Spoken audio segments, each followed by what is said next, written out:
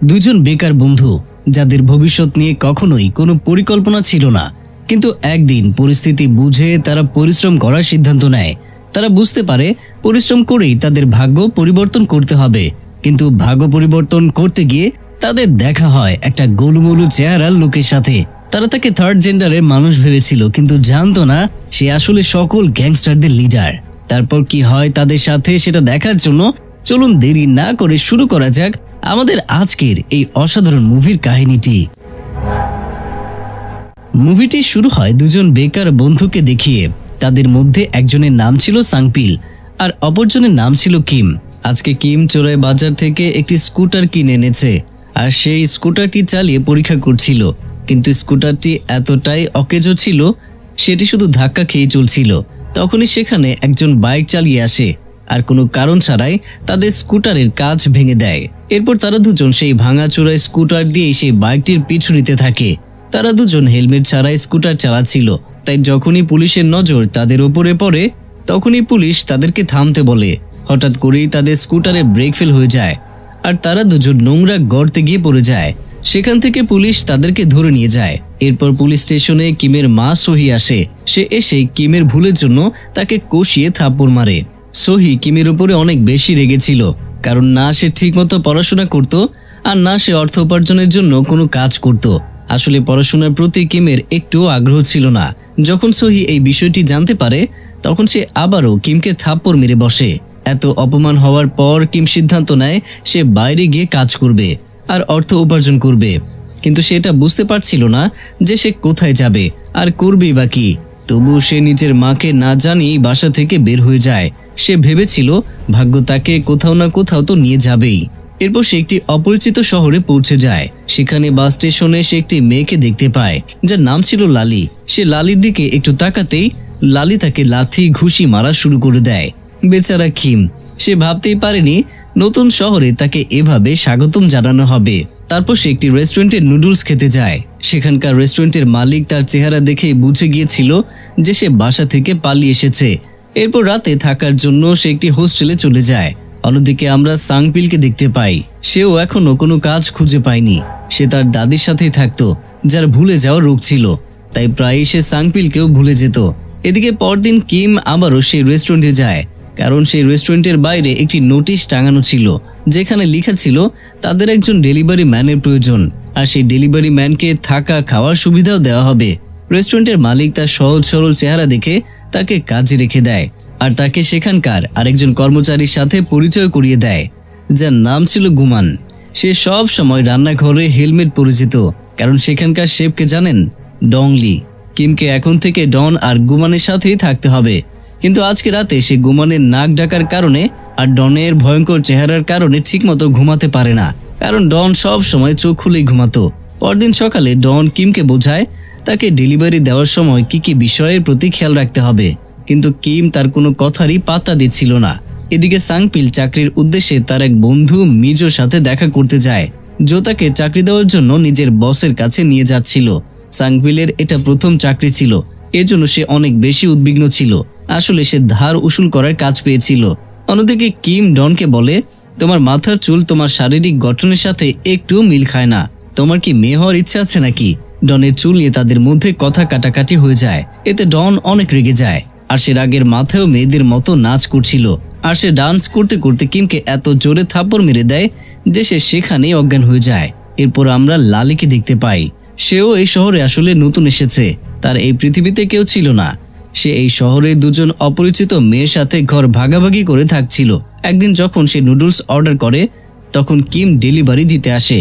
Delivery দিতে গিয়ে সে লালিকে দেখতে পায় আর সে রেগে আগুন হয়ে যায় আর ওই দিনের প্রতিশোধ নেওয়ার জন্য তার উপরে চড়াও হয়ে যায়, কিন্তু সে এটা ভুলে গিয়েছিল সে মারামারি পারত না। এই জন্য সে আবারও লালির হাতে মার খায় আর মার খেয়ে অজ্ঞান হয়ে যায়। এরপর তার জ্ঞান ফিরে আসে একেবারে সন্ধ্যাবেলায়। তখন সে দেখে লালি খাবারের টাকা সেখানে রেখে গেছে, কিন্তু সেখানে খাবারের পুরো টাকাটা ছিল না। এরপর কিম যখন তার মালিককে বলে সে একটি মেয়ের হাতে মার খেয়ে এসেছে আর সেই মেয়েটি খাবারের পুরো টাকাটাও দেয়নি, তখন মালিক তাকে বলে, সেই টাকাটা আমি তোমার বেতন থেকেই কেটে নেব। কিছুক্ষণ পর কিমের ফোনে সাংপিলের কল আসে, কিন্তু তার কলটা ডন ধরে ফেলে। সে সাংপিলকে বলে বেচারা কিম আজকেই মারা গিয়েছে আসলে ডন সারাদিনই কিমের মজা নিত, এই জন্য তাদের মধ্যে বনিবনা হতো না। পরের দৃশ্যে আমরা দেখতে পাই লালি যখন তার বাসায় ফিরে আসে তখন সে দেখে তার রুমমেটদের বয়ফ্রেন্ড এসেছে। এসব দেখে লালির একদমই ভালো লাগে না। সে তাদেরকে ওখান থেকে চলে যেতে বলে, কিন্তু তারা দুজন লালির সাথে মারামারি শুরু করে দেয়। যদিও লালি অনেক ভালো একজন ফাইটার ছিল, তবু সে একা একা তাদের দুজনের মোকাবেলা করতে পারে না। এদিকে এত মারামারির আওয়াজ শুনে বাড়িওয়ালা সেখানে চলে আসে। তখন সুযোগ পেয়ে লালি সেখান থেকে পালিয়ে যায়। এরপর আমরা দেখি রাতের বেলায় যখন সিগারেট খাওয়ার জন্য কিম ছাদে যায় তখন সে দেখে গুমান কিসের জন্য যেন অনুশীলন করছে, আর সে উল্টাপাল্টা কিছু ভেবে নেয়। আসলে গুমান ফায়ারিং প্যানে খাবার উল্টানোর অনুশীলন করছিল, কারণ সে একজন শেফ হতে চাইতো, কিন্তু বেচারা এমনটা হতে পারেনি। তখন সেখানে ডন চলে আসে এবং কিমকে সিগারেট খেতে মানা করে। হঠাৎ কিম ছাদ থেকে দেখে লালি অনেক দ্রুত গতিতে কোথাও ছুটে যাচ্ছে। এটা দেখে সে তার পিছু নেওয়া শুরু করে, যাতে সে তার কাছে বাকি টাকা চাইতে পারে। কিন্তু সেই দুই ছেলে লালিকে ধরে ফেলে আর তাকে জোরপূর্বক গাড়িতে উঠাতে চায়। কিমের কাছে এইসব কিছু সুবিধা মনে হচ্ছিল না, এই জন্য সে লালির সাহায্য করতে যায়। ডন এইসব কিছু ছাদে দাঁড়িয়ে দাঁড়িয়ে দেখছিল। বেচারা কি মারামারি করতে পারতো না, এই জন্য সে ডনকে ডাকতে থাকে, কিন্তু ডন তো তাকে দেখে বাচ্চাদের মতো লুকিয়ে পড়ে। তবে গুমান সেখানে কিমে সাহায্য করার জন্য চলে আসে, কিন্তু তার নিশানা একটু ভুল হয়ে গিয়েছিল। এদিকে এত শোরগোল শুনে এলাকার সবাই নিজ নিজ জানালা খুলে উকি মারতে শুরু করে। তখনই সেই দুটো ছেলে সেখান থেকে চুপচাপ চলে যায়। এরপর কিম লালিকে তার জুতো পরতে দেয় আর বলে, এগুলো দ্রুতই ফিরিয়ে দিও, আমার কাছে শুধু এক জোড়ে আছে। আর হ্যাঁ, গতবার তুমি আমাকে কম টাকা দিয়েছিলে, দয়া করে সেটাও ফিরিয়ে দিও। পরের দৃশ্যে কিম ডনের কাছে গিয়ে তাকে ভীতু বলে সম্বোধন করতে থাকে, কারণ এত শক্তিশালী দেহ থাকা সত্ত্বেও সে তার সাহায্য করতে যায়নি। এরপর আমরা দেখতে পাই কিম নিজের কাজটা খুব মন দিয়েই করছিল। সে নিজের কাজ নিয়ে খুবই খুশি ছিল। এদিকে সাংপিলও নিজের কাজ থেকে ভালো পরিমাণে অর্থ উপার্জন করছিল। অন্যদিকে সোহিও ধার নিয়ে একটি দোকান খুলেছিল, কিন্তু তবুও সে অনেক চিন্তিত ছিল। সে চাইতো কিম বাড়ি ফিরে আসুক, কিন্তু কিম তো এদিকে কাজ করে নিজের মায়ের সাহায্য করতেই চাচ্ছিল। আর আজকে সে তার প্রথম বেতনও পেয়েছে। এই খুশিতে ডন তার কাছে পার্টির আমন্ত্রণ চায়। তখন কিম বলে, আমি এমন মানুষকে কখনোই পার্টির দাওয়াত দেব না যে আমাকে সাহায্য করতে আসেনি। কিন্তু না চাইতেও কিমকে তার পার্টিতে ডনকে দাওয়াত দিতে হয়। সেখানে মালিক বলে, তুমি একবার বাসায় গিয়ে তোমার মায়ের সাথে দেখা করে আসছো না কেন? সে নিশ্চয়ই তোমার জন্য অনেক চিন্তা করে। তখন কিম তার মুখের ওপরই না করে দেয় আর বলে, আমি আমার বাসায় যাব না। তখন ডন তাকে নিজের ভাষায় বুঝিয়ে দেয়, অর্থাৎ তাকে মারে আর বলে, বড়রা যা বলে তা চুপচাপ শোনা উচিত। পরের দিনই কিম তার বাসায় যায়, কিন্তু তার মা বাসায় ছিল না। এই জন্য সে সাংপিলের সাথে দেখা করতে যায়। সেখানে তারা দুজন একে অপরকে নিজেদের কাজের ব্যাপারে বলতে থাকে। সাংপিল কিমকে বলে তার মা একটি ছোট দোকান খুলেছে। এটা শুনে কিম তার মায়ের সাথে দেখা করার জন্য তার দোকানে যায়। সেখানে গিয়েই সে বলে, আমি ডেলিভারি ম্যানের কাজ পেয়েছি আর আমার বস অনেক বেশি ভালো, এই জন্য আপনি আমার জন্য চিন্তা করবেন না। আমি শুধু এটুকুই বলতে এসেছিলাম। আসলে হুট করে কিমের চলে যাওয়ার কারণে তার মা অনেক চিন্তিত ছিল, কিন্তু কিম এই বিষয়ে একটু পরোয়া করে না। সে বলে, আমি চাই না আপনি এই অদ্ভুত দোকানটি আর চালান। এরপর সে তার মাকে তার প্রথম বেতন দিয়ে সেখান থেকে চলে যায়। এরপর আমরা দেখতে পাই সাংপিল মিস্টার জোয়ের সাথে এক জায়গায় ধার উসুল করতে এসেছে।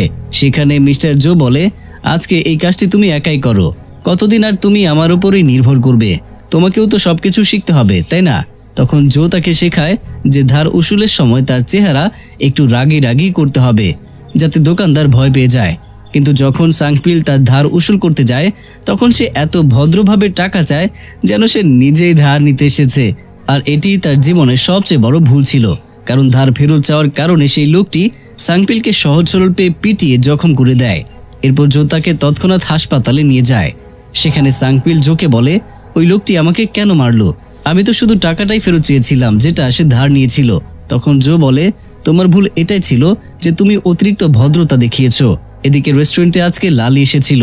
আজকে থেকে সেও এই রেস্টুরেন্টে কাজ করবে, কারণ সেও এই শহরে নতুন ছিল। তাই এই জায়গার চেয়ে আর কোনো জায়গা তার জন্য ভালো হতে পারে না। রেস্টুরেন্টের মালিক তাকে থাকার জন্য নিজের মেয়ের ঘর দিয়ে দেয়, কারণ তার মেয়ে মারা গিয়েছিল। এরপর ডন বলে, আমাদের দলে একজন নতুন সদস্য যোগ হওয়ার খুশিতে আমরা একটা পার্টির আয়োজন করি না কেন? পার্টিতে কিম বাদে বাকি সবাই খুশি ছিল, কারণ কিমের কাছে ডনের এসব কর্মকাণ্ড একদমই ভালো লাগতো না। এরপর ক্লাব থেকে বাইরে আসার সময় সেই লোকটির সাথে কিমের দেখা হয় যে লালিকে বিরক্ত করছিল। তাকে দেখেই কিম রাগে ফেটে পড়ে যখন ডন তাকে থামানোর চেষ্টা করে তখন সেই লোকটি কিমকে রেখে ডনের সাথে উল্টাপাল্টা কথা বলা শুরু করে। তখন ডন নিজের খাবার নিয়ে সেই ছেলেটির মুখে ঢেলে দেয় আর তারপর বাচ্চাদের মতো পালিয়ে যায়। এরপর কিমের কাছে সাংপিলের কল আসে। তখন কিম তাকে বলে, আমি জানি কাজ করার সময় কেউ একজন তোমাকে পিটিয়েছে। তুমি এমন কাজ কেন করো যেটা তোমার জন্য যোগ্যই না? এই ধার উসুলের কাজ তুমি ছেড়ে দাও। এসব শুনে সাংপিল নিজের যোগ্যতা নিয়ে সন্দেহ করতে থাকে। এরপর সে আবারও সেই লোকটির কাছে ধার উসুল করতে যায়, কিন্তু এইবার সে নিজের ভদ্রতা না দেখিয়ে সেই লোকটিকে মারতে শুরু করে দেয়। তবে সে দ্রুত উপলব্ধি করে যে এইসব কিছু সে ঠিক করছে না। এরপর সে ওখান থেকে চলে আসে।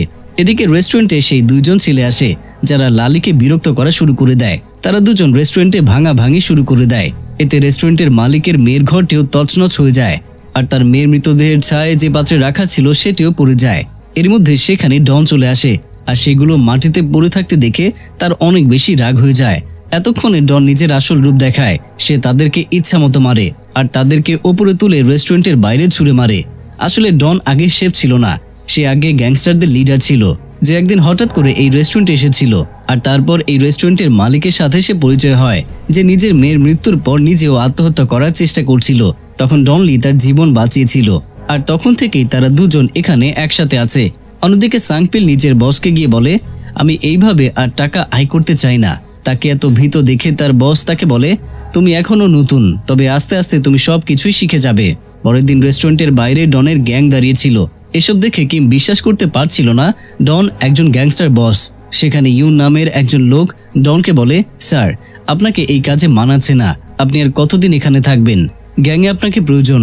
এরপর ডন ভাবতে থাকে এখন মালিকের খেয়াল রাখার জন্য কিম আর লালি দুজনই আছে, তাই সে ওখান থেকে চলে যাওয়ার সিদ্ধান্ত নেয়। তার এই সিদ্ধান্তে সবাই অনেক বেশি হতাশ হয়ে পড়ে, কারণ তারা সবাই একসাথে অনেক খুশি ছিল।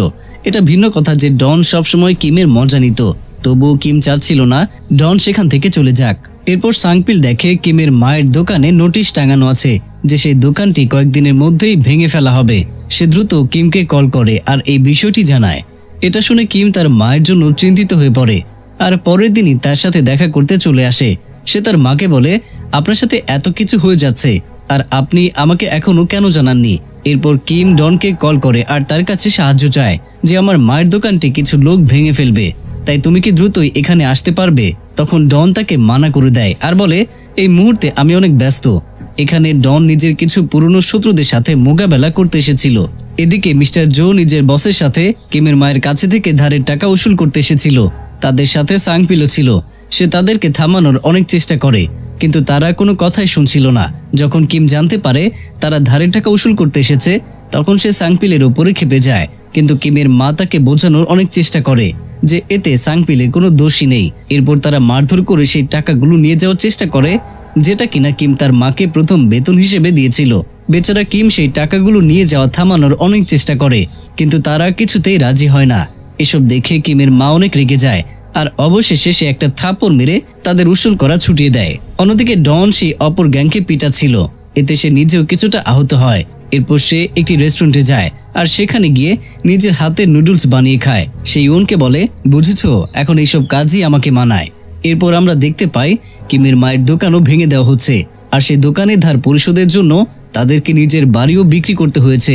এই জন্য এখন তারা সাংপিলের সাথে তার বাসায় থাকতে শুরু করেছে। ডংলিও সেই রেস্টুরেন্টে পুনরায় কাজ করতে শুরু করেছে, কারণ এখন সে রান্না করতে বেশি ভালোবাসে। এরপর তারা সবাই এক হয়ে যায় আর এর মধ্য দিয়েই এই ভালো লাগার মতো মুভিটি এখানেই শেষ হয়ে যায়। তো প্রিয়জনেরা, কেমন লাগলো আজকে আমাদের এই গল্পটি আর আমার এক্সপ্লেনেশন? যদি ভালো লেগে থাকে তাহলে লাইক বাটনটিতে ক্লিক করে দিন আর পরবর্তীতে এমন ভিন্ন ধরনের সব কাহিনী উপভোগ করতে আমাদের চ্যানেলটিকে সাবস্ক্রাইব করে পাশে থাকা বেল আইকনে ক্লিক করে দিন। দেখা হচ্ছে পরের ভিডিওতে। ততক্ষণ সবাই ভালো থাকুন, সুস্থ থাকুন আর অবশ্যই আমাকে মনে রাখুন।